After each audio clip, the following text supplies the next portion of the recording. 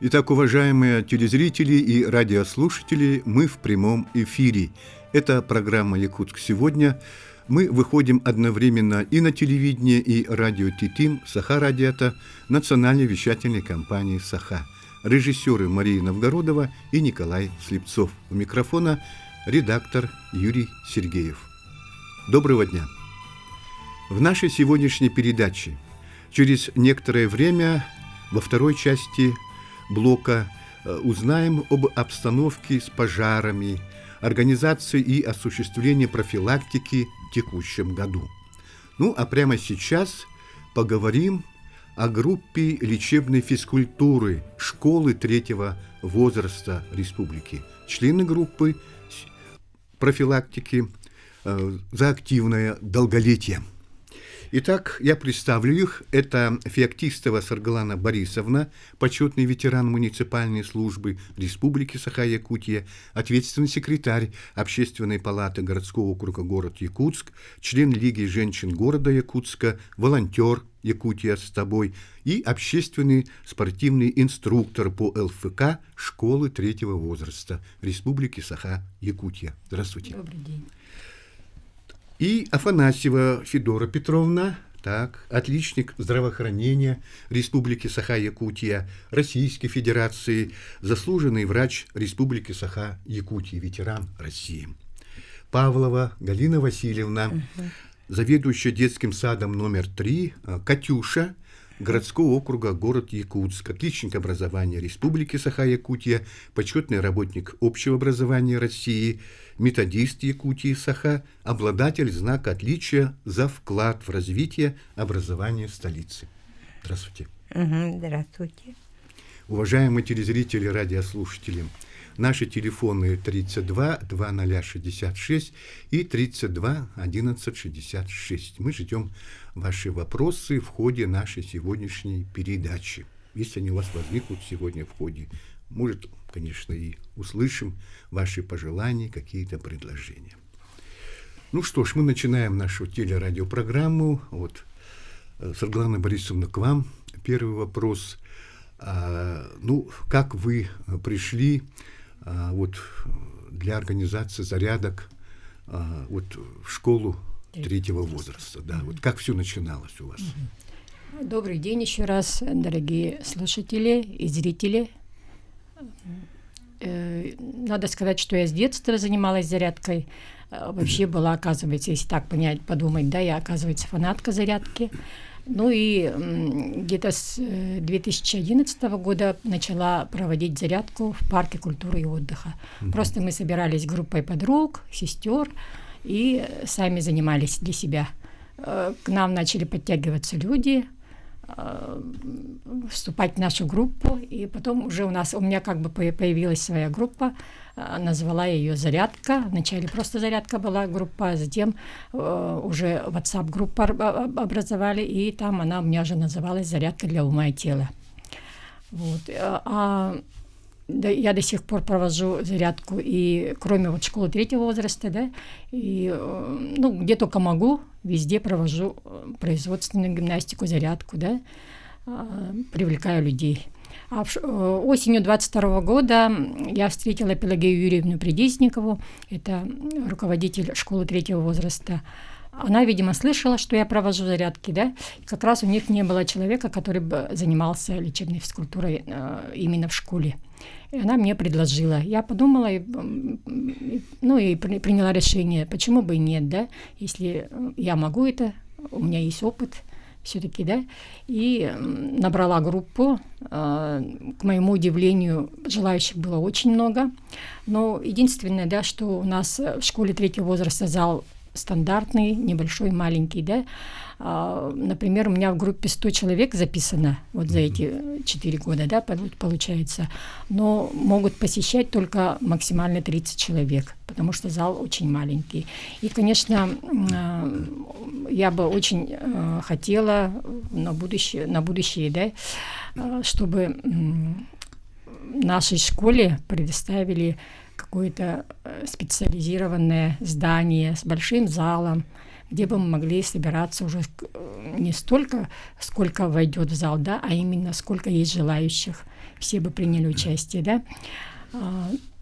Такое было пожелание. Ну и нынешние занятия мы проводим по субботам и воскресеньям, я провожу.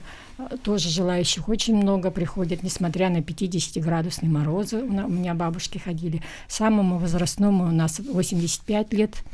Ну, молодые там есть и школьники иногда приходят, кто как, да, с внуками, бабушки приходят. Вот. И что хочется сказать, что здоровые родители, бабушки и дедушки – это же большая подмога для работающей молодежи, поэтому мы должны себя держать в здравом теле, да, бодром духе, как говорится. Но мы соответствуем своей зарядке для ума и тела. Я вначале побывала на многих таких зарядках, в фитнес-клубах, там где-то еще на йоге я была, да, у известных таких, тех, которые проводят. Все было довольно сложно для неподготовленного человека, для пожилого человека, да, поэтому я адаптировала все эти упражнения, которые я знаю, да, которые я получила, бываю, у своих коллег. Все это адаптировала к пожилому возрасту и добавила, значит, танцевальные элементы какие-то, да. Мы занимаемся со скакалками, с мячами, потом у нас там, я внесла нейробику, то есть упражнения для ума. Действительно, да. Ну и цель зарядки – это дольше оставаться здоровыми, подвижными, востребованными, активными, позитивными. Ведь гибкий человек – это здоровый человек, да, насколько мы знаем. И оптимистичный, энергичный человек тоже показатель здоровья, бодрости, духа и тела. Да, конечно, вот я хочу обратиться к нашим телезрителям, радиослушателям, людям пожилого возраста, да, прислушаться внимательно сегодня к выступлениям членов группы лечебно-физкультурной, значит, комплексов, да, вот школы 3-го возраста. Поэтому, если какие-то вопросы у вас будут, пожалуйста, звоните к нам. Федора Петровна, ну вот вы тоже медик, да, вот тоже пришли в группу. Как давно уже? Я приехала с района в 2014 году, и после такой работы я по профессии акушер-гинеколог, и у меня как-то мало было времени, а тут как, после выхода на пенсию у меня казалось столько времени, вот куда бы себя не... Вот, а я живу недалеко как раз от школы 3-го возраста, и в октябре я пришла туда и сразу записалась, даже несколько. Сначала там на неделю или на 10 дней было на компьютерной грамоте учеба. Записалась на ЛФК и изучение английского языка в начальной группе.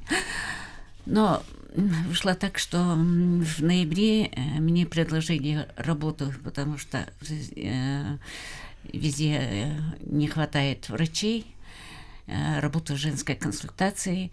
И у меня как-то в то время руководитель был другой, тренер другой был, Павлов.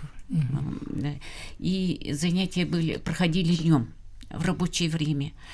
И я перестала ходить. И по выходу на пенсию в связи с пандемией начали нас, можно сказать, не пускали на работу, кому за 65. И поработав все же до 70 лет, я решила опять начать заниматься ЛФК, хотя бы для оздоровления своего. И вот занимаюсь у Саргаланы Борисовны 3 года уже. 3 года, 4-й пошел. А в чем польза все-таки вот вы в группе ЛФК сейчас, да, школу 3-го возраста? Что-то дает вам лично? Мне лично. Ну, кроме оздоровления, конечно, понятно. Оздоровление. Да? Но самое главное, да, для человека здоровье и для нужны все же для хорошего, для долголетия нужно здоровье, чтобы суставы все двигались, чтобы дыхание надо развивать. Все же, в общем, в здоровом теле здоровый дух. Здоровый дух, да, понятно, конечно. Ну и, наверное, одно из таких главных — это вот общение, наверное. И вот, общение, вот, с ровесниками своими. Когда отрываешься от коллектива, и пожилому человеку вообще нужно общение. И конечно. Общение, вообще разговорная речь, общение дает тоже для, как говорится, у нас зарядки для ума. И дает и как бы профилактика болезням Альцгеймера. Это тоже разговоры, общение и общение и бодрость. Конечно, да, бодрость, конечно, где-то познавательные, наверное, особенности тоже, да.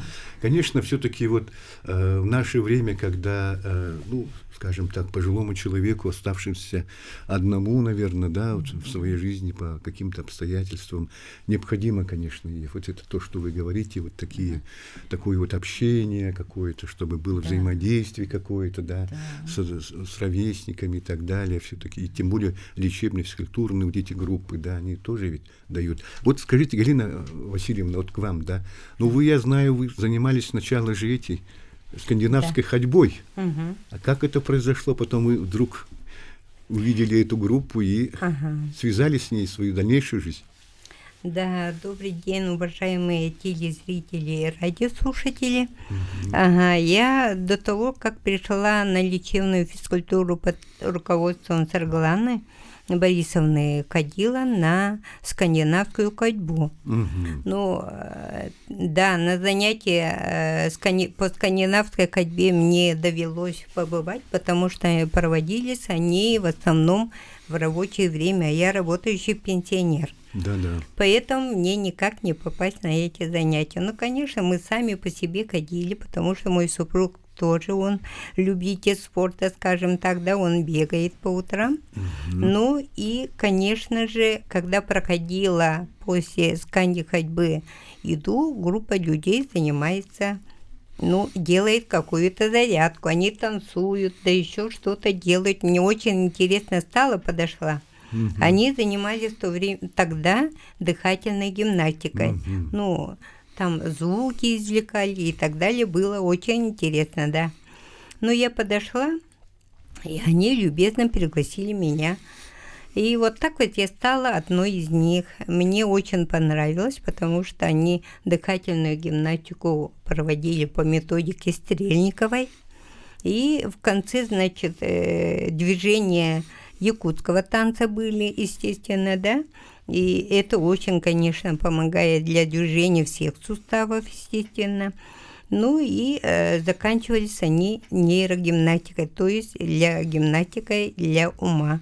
Так как мы все люди третьего возраста, нам очень интересно этим заниматься. Ну и, конечно, как говорили ранее, общение это очень важно, потому что в нашем возрасте без общения мы никак. Ну да. И, конечно, без движения тоже. Конечно. Галина Алексеевна, ну вот я знаю, что вы даже продвигали ЛФК, да, у себя в трудовом коллективе, в детском саду. Да. Например, какие-то там, ну, что это имеется в виду? Имеется в виду, что, 21 год у нас в республике был годом здоровья же. Да, и 21 года, естественно, мы подняли вопрос, как же сократить людей, которые болеют. Много больничных тогда было и так далее. И, конечно, в коллективе интересно было сократить их. И мы придумали, значит, подняли вопрос, призыв такой. 1 час надо обязательно заниматься спортом. Ну и получилось так, что каждую среду мы занимались час здоровья, выделили. Там, значит, идут элементы но двигались очень даже хорошо.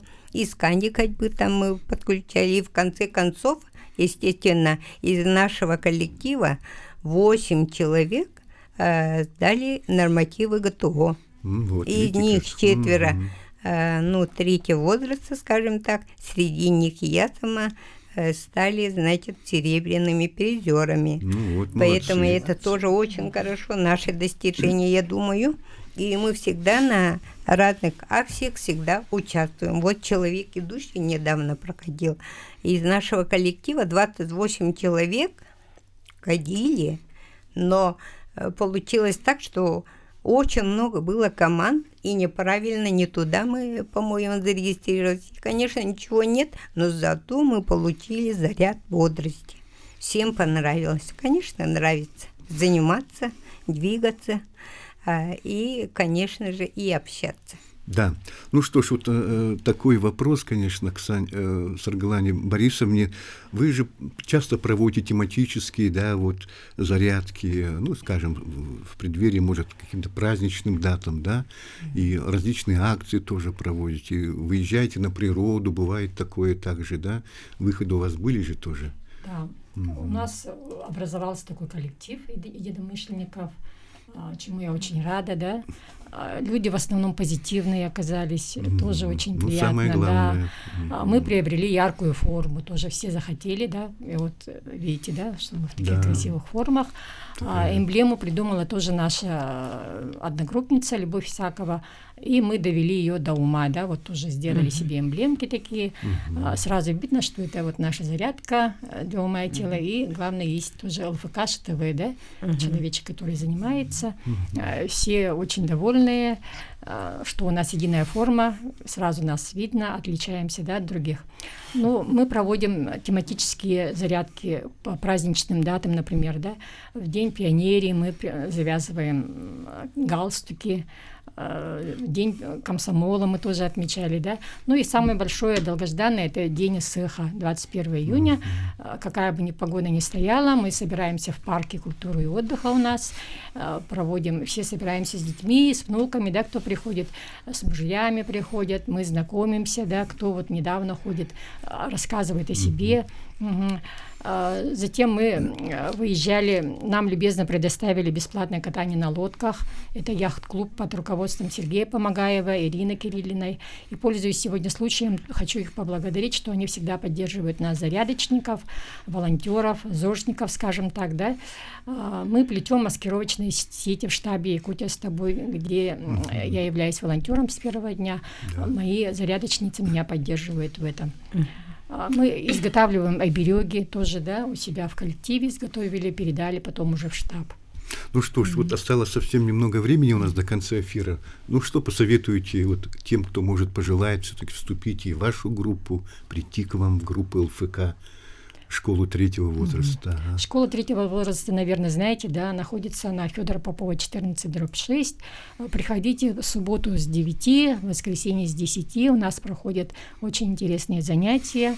Ну, желаю всем здоровья, главное здоровье же. Да, будьте здоровы. Васильевна, пожалуйста. Да, это правильно, слов. Потому что, как говорится, двигайтесь сами, двигайтесь с нами. Вот это хотела бы сказать. И еще хотелось бы, конечно, чтобы у нас был большой-большой зал для занятий. Ну, это ваша наша мечта, самая видимо, да? мечта. Надеетесь, что у нас Даже осуществится? здание целое было бы для школы третьего возраста. Так, Федора Я Петровна. тоже поддерживаю уже сказанное все. Движение – это жизнь. Так что любите себя, двигайтесь.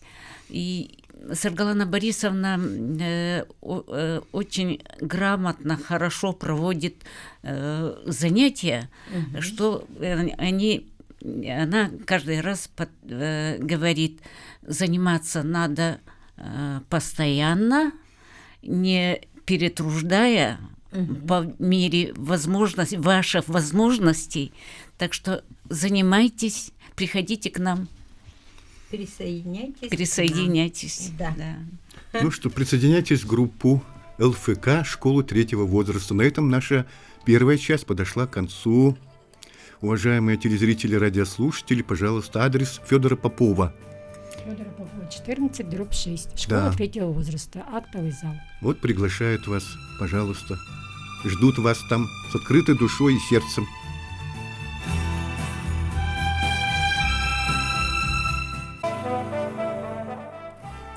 Уважаемые телезрители и радиослушатели, продолжаем наш прямой эфир. Обстановка с пожарами и их последствиями. Деятельность Государственной противопожарной службы по профилактике пожаров по итогам 2024 года, организация и осуществление профилактики пожаров в наступившем 2025 году. Вот сегодня мы об этом поговорим с нашими участниками передачи. Я их представлю. Это Большаков Анатолий Анатольевич, заместитель начальника Государственного бюджетного учреждения Республики Саха-Якутия, Государственная противопожарная служба по Республике Саха-Якутия по службе. Вот. Здравствуйте. Добрый день. И Алексеева Лена Ивановна, старший инженер отдела профилактики пожаров Государственной пожарной службы Республики Саха-Якутия. Добрый день, уважаемые телезрители и радиослушатели.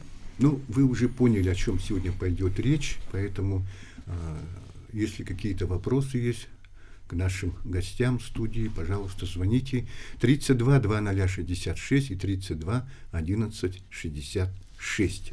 Ну, Анатолий Анатольевич, к вам первый вопрос, конечно. Что вот на сегодня представляет собой противопожарная служба в Республике Саха-Якутия? Сегодня Государственная противопожарная служба Республики одна из крупных противопожарных служб субъектов Российской Федерации. Организована на данный момент по республике у нас 153 подразделения, общей штатной численностью 2716 человек. На вооружении имеется 352 единицы пожарной техники. Ежесуточно заступает на боевое дежурство порядка 490 человек и 311 единиц техники. Кроме этого, планомерно обновляется техника, автопарк. За последние 3 года приобретено и передано в подразделение 55 единиц. Это в прошлом году приобретено 3 единицы. Это на базе автомобиля КАМАЗ, автоцистерна с лестницей. Кроме этого, проводится строительство новых зданий пожарного депо.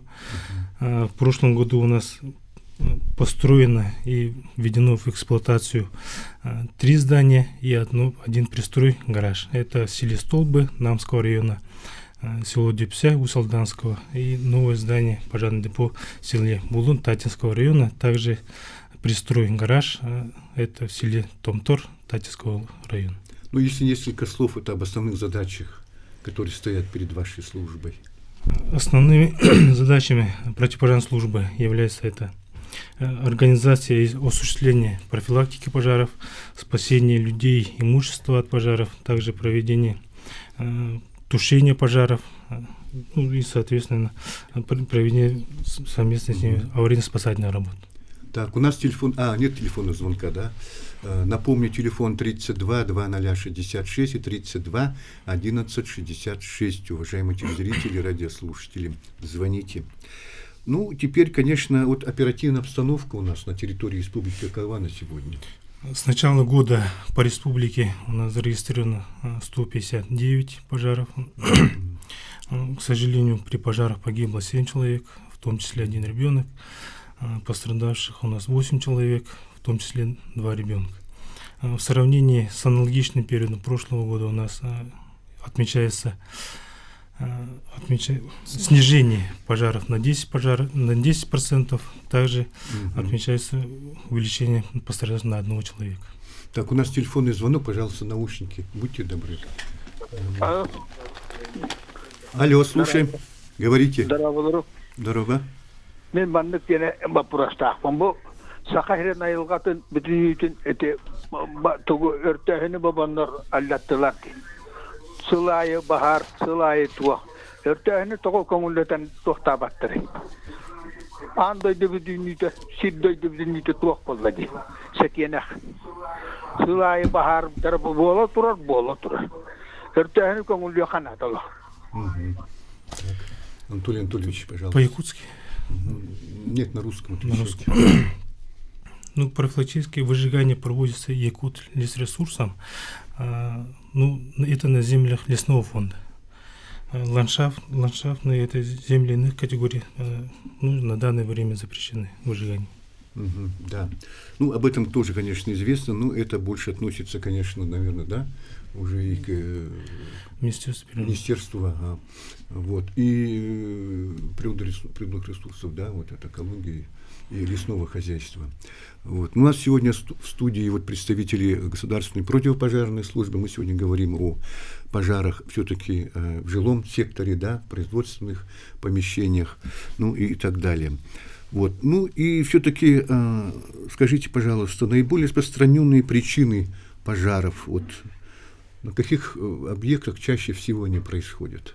Ну, разрешите. Основными пожалуйста. причинами пожаров на данный период является, на первом месте, это нарушение правил устройства и эксплуатации электрооборудования. По данной причине произошло 50 пожаров, и погиб 1 человек, и травмы получило 2 человека. Также на втором месте нарушение правил устройства и эксплуатации электрооборудования. На первом месте нарушение правил устройства и эксплуатации печей, 50 пожаров, а на втором месте нарушение правил устройства и эксплуатации электрооборудования произошло 48 пожаров, погибло 2 человека и травмировано 4 человека. На третьем месте это неосторожное обращение с огнем, произошло 33 пожара и погибло 4 человека, травмировано 2 человека. Больше всего пожаров, конечно, происходит же в жилом секторе. Это 109 пожаров с начала года, и это составляет где-то 68% от общего количества пожаров, и 100% погибших и травмированных также в жилом секторе зарегистрировано. И вот, пользуясь случаем, вот хочется напомнить зрителям, радиослушателям о соблюдении мер пожарной безопасности, которые поможет снизить вероятность возникновения пожаров и также негативные последствия от пожаров. Надо следить за состоянием электропроводки, потому что очень много пожаров проходит по нарушениям правил устройства и эксплуатации электрооборудования, не допускать перегрузки электросетей, не допускать шалости с огнем детей и не оставлять малолетних детей без присмотра, потому что ежегодно у нас в пожарах дети погибают и травмы получают. Также соблюдать меры пожарной безопасности при курении, тем более в состоянии алкогольного опьянения, и соблюдать меры пожарной безопасности при эксплуатации печного оборудования. Также рекомендуется иметь у себя в жилых домах огнетушители и автономные дымовые пожарные извещатели, которые могут на ранней стадии обнаружить загорание с выделением дыма и оповестить вовремя о пожаре.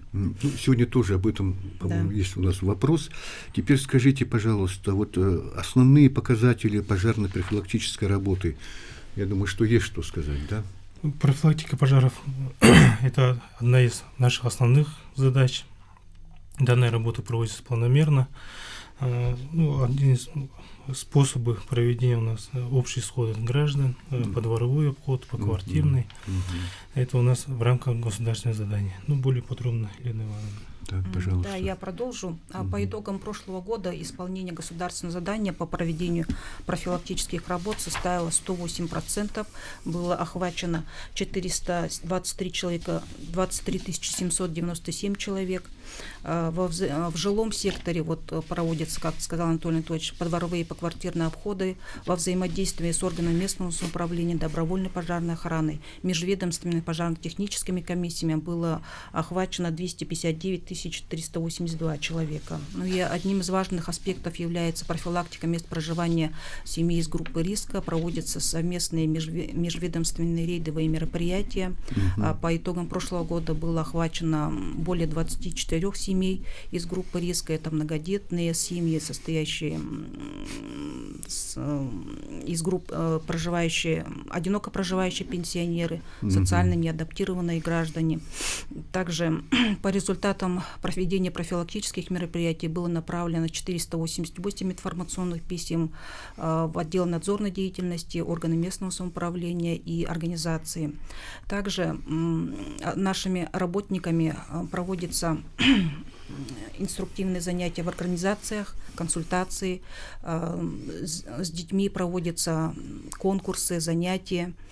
И по итогам прошлого года было охвачено занятиями, лекциями, беседами 164 человека, более 664 человек, в том числе 113 936 детей.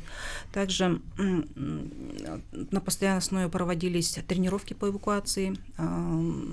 Проведено было 954 тренировки с участием более 61 тысячи человек.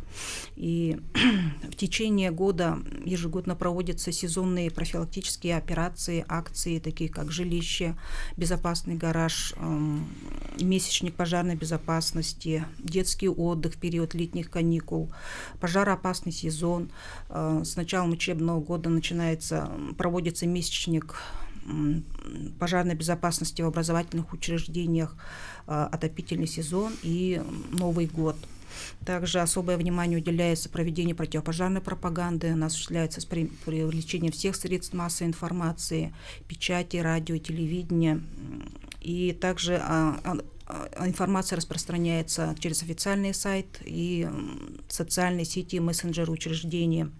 Также в кинотеатрах перед сеансами у нас осуществляются показы видеороликов на противопожарную тематику. По итогам прошлого года было более 15 тысяч показов с охватом 320 тысяч человек населения. Вот часто происходят пожары на автотранспортных средствах, да, и все-таки в индивидуальных гаражах, Анатолий Анатольевич. Ну, согласно статистике, в зимний статистика период. какова? Зимний период. Ага. Возрастает количество пожаров в жилом секторе, ну, в том числе в гаражах, частных гаражах. На данный момент проводится работа профилактической операции «Безопасный гараж». Она начата 20 января, будет проведена до 20 февраля. В рамках данной профилактической операции совместно работаем с органами местного самоуправления, с добровольными пожарными командами, также с межведомственными пожарно-технической комиссией. Проводится каждый гараж практически. На данный момент предварительные итоги, проведено обследование, не обследование, а собственниками данных помещений проведены инструктажи, более 2000 гаражей индивидуальных, также гаражные боксы в кооперативах. Вот теперь хотелось бы, конечно, обратить внимание наших телезрителей, радиослушателей, чтобы вы как-то более подробно рассказали о проводимой акции «Предупреди пожар, установи АДПИ». Вот, пожалуйста. Данная акция проводится с 2021 года. Инициатором является наш министр по делам гражданской обороны Лепчиков Дмитрий Николаевич. Если взять АДПИ, это автономный дымовой пожарный извещатель. Он полностью автономен, работает на батарейке Керона 9-вольтовой. Батарейки хватает на 1 год. Практически обслуживание не требует, но при разряжении батарейки он подает короткий сигнал. Основная цель данного подача сигнала тревоги при задымлении, при первоначальном этапе пожара. Это один из самых эффективных приспособлений на данный момент. Она издает соответствующий звук, да? Такой? Да, и не требует сигнал прокладки проводов, оно работает от батарейки. От батарейки, да. Да. Кажется, тоже. Положительные итоги. За прошлый год спасено 2 человека, эвакуировано более 90 человек, в том числе 30 детей. Это очень эффективно. Кстати, граждане тоже могут их приобрести, в торговых точках они же продаются. Да, стоимость где-то от 500 рублей. И вот еще хотелось бы напомнить... Есть, конечно, подороже. Да, есть подороже. Самые доступные такие дымовые пожарные извещатели. И с 1 марта 2023 года вступили в действие правила противопожарного режима, что в комнатах квартир, жилых домов, где проживают многодетные семьи, состоящие в трудной жизненной ситуации, должны находиться в исправном состоянии. И такие вот автономные дымовые пожарные извещатели. Муниципальными органами работы Да. Ну вот, например, уже сработала сигнализация. Какие первые действия, наверное? Первоначальное действие... Людей, которые попали вот в такую ситуацию, да, вот задымление и так далее, сработала сигнализация. Ну, первичные признаки пожара — это задымление, запах гари, Так. может быть повышенная температура поверхности. Ну, необходимо первоочередной позвонить в пожарную охрану по номеру 101 или через единый номер 112, сообщить адрес, место пожара, также свою фамилию.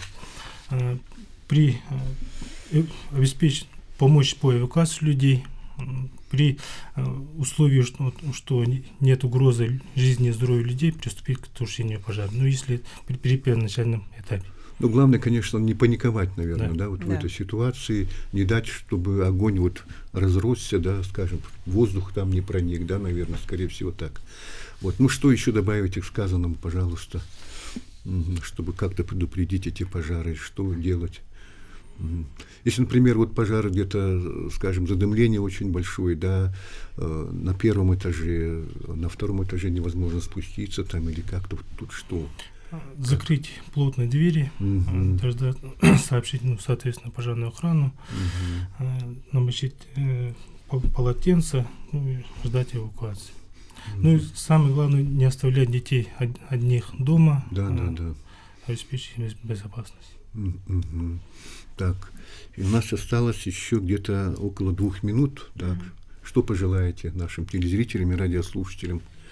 Ну, уважаемые жители республики, помните, что ответственность за детей несут родители, а безопасность каждого человека за нами, у самих людей. Также соблюдайте меры пожарной безопасности в быту. Ну, скажите, а что вот в доме должно быть обязательно все-таки, вот, ну, особенно в деревянном, наверное, да, жилом корпусе, в жилом помещении, для того, чтобы вот первое сделать действие вот, при тушении, при появлении, скажем, тоже запаха, дыма или огня? Ну, в первую очередь надо, конечно же, сообщить об этом в пожарную Да, охрану. понятно. Да, потом... Что под рукой должно быть все-таки? Ну, вот, например, если загорелась обычно вот сковородка, масло загорелось на сковородке, то нужно закрыть крышкой, прекратить доступ воздуха, выключить газовую плиту и приступить. Можно, если нет огнетушителя, то подручными средствами можно стиральным порошком или землей из-под вот цветочного горшка потушить. Но это только в начальной стадии. А если уже пламя разгорелось, то, конечно же, надо покинуть помещение. Ну что ж, на этом... тушить масло горящее водой. Да, наша передача на этом, к сожалению, подошла к концу, уважаемые телезрители и радиослушатели. До свидания, всего доброго, берегите себя от пожаров.